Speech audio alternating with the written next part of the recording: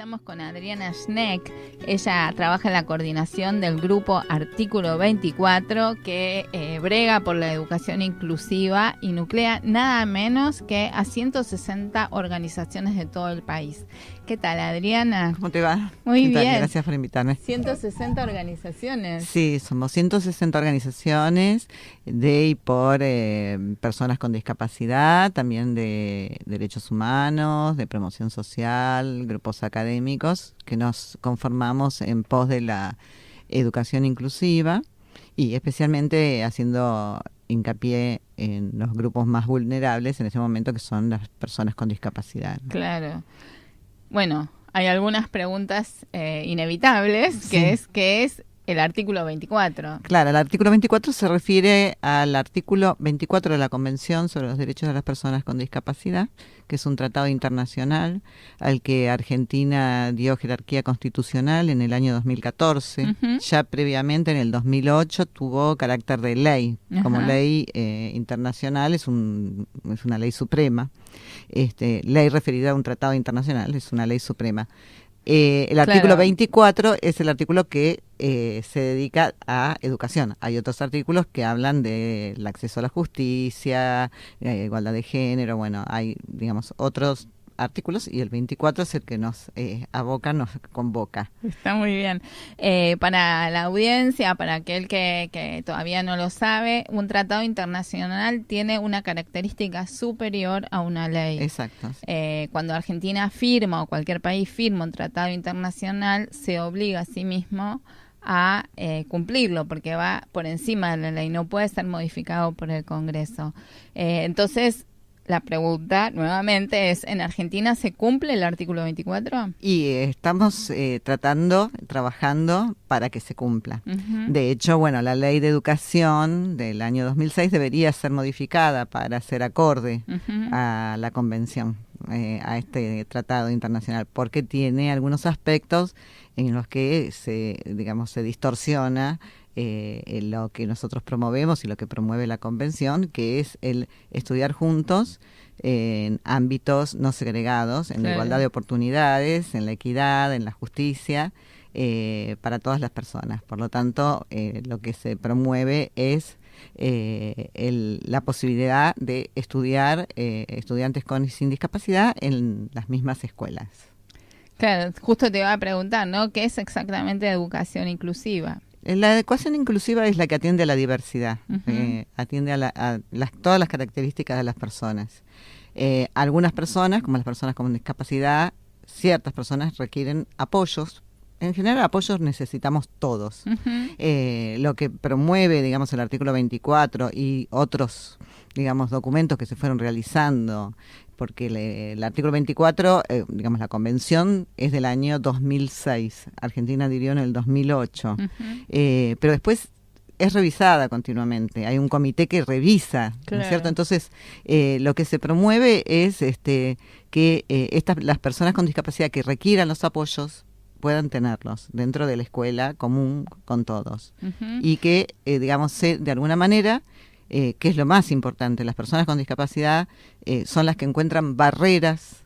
Esa es la definición de discapacidad, es la conjunción de una característica, de una persona, una condición y una barrera. Entonces ese encuentro hace que esa persona tenga discapacidad. Si se quitan las barreras, queda solamente la característica de la condición de la persona. Queda la diversidad, ¿no? Exacto, queda la diversidad. A las personas tal vez con algún tipo de discapacidad, ya sea motriz o intelectual, se les nota más la discapacidad, ¿no? Pero creo que en algún aspecto todos tenemos alguna discapacidad o vamos a tenerla en algún momento de la vida. Claro, tenemos alguna característica. Lo que no tenemos tal vez es esas barreras. Uh-huh. Las personas con discapacidad son las que encuentran barreras para su vida plena, su autonomía. Entonces, por lo que bregamos es por remover esas barreras.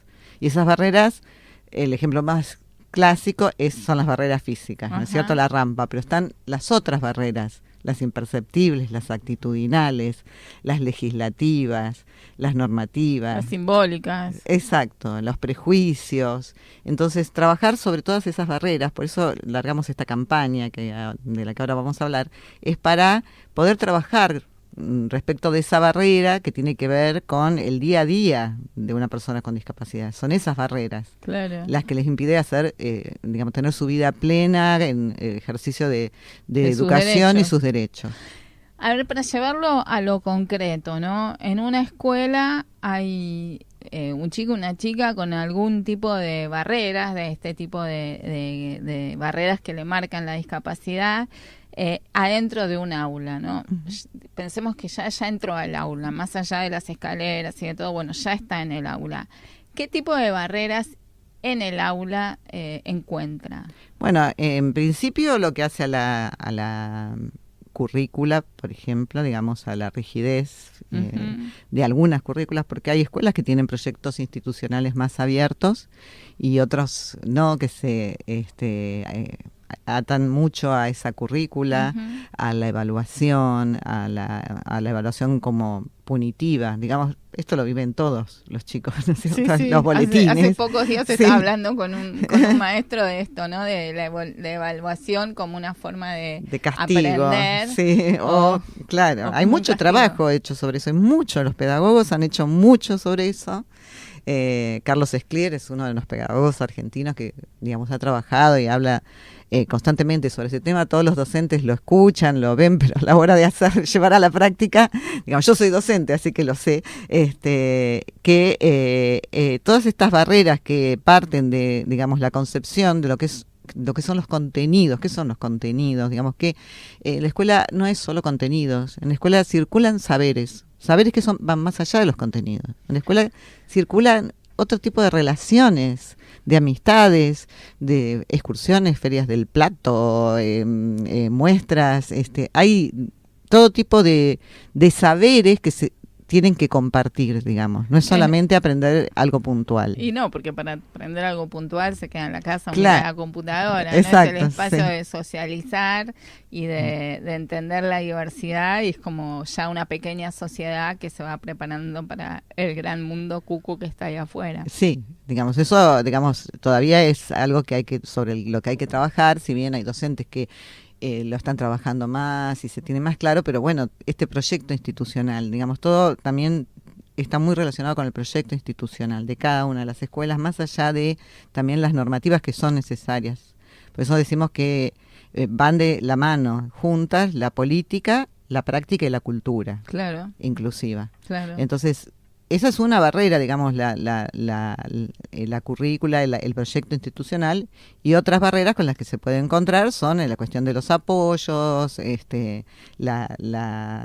digamos, la forma de encarar tal o cual actividad, la mirada, porque la mirada puede cambiar mucho la actitud de un chico. Si una buena mirada redunda en ese chico y en sus padres, los padres lo ven diferente en su familia, ¿no? Sí, la autoestima. Y eso hace que crezca, ¿no? De una manera en espiral las creencias que se puede y las potencialidades que se pueden poner en ese chico. Claro, ¿no? Trabajando en temas de comunicación y periodismo, si se pone el énfasis en la discapacidad, se deja de mirar las capacidades, ¿no? Exacto. Y todas las personas tenemos capacidades diferentes, pero en un sentido súper positivo, ¿no? Que podemos hacer nuestro aporte a la sociedad más allá de la limitación. Sí, todos que tenemos nuestras características, nuestros talentos, nuestra creatividad, lo que pasa que las personas con discapacidad son miradas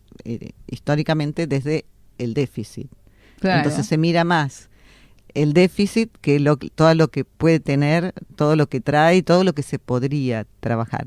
Eso requiere un trabajo fino, con, digamos, apoyos. Nadie dice que, digamos, largar solo a los chicos, o sea, a los chicos y a los docentes, sino en trabajo colaborativo, en trabajo con otros docentes, en ateneos, en consultas, interconsultas, saliendo de la mirada médica también. Claro. No que sea el médico el que determine, porque de eso también queremos, o sea, pasamos a un modelo que es el modelo social de discapacidad, que es justamente. Y un modelo de derechos, ¿no? De derechos humanos. Claro, y no que sea la mirada médica, la mirada, digamos, el chico que le falta algo, sino ese trabajo colaborativo que puede permitir crecer juntos, y eso, digamos, aporta muchísimo a toda la comunidad, porque además, digamos, permite ver a otros chicos, digamos, que pueden no tener una discapacidad visible, ni la van a tener, pero tienen otras problemáticas socioeconómicas, y permite ver, digamos, cómo todos, digamos, podemos colaborar con estos apoyos, ¿no? Te quedas un ratito más porque tengo montones de preguntas para hacerte. Dale.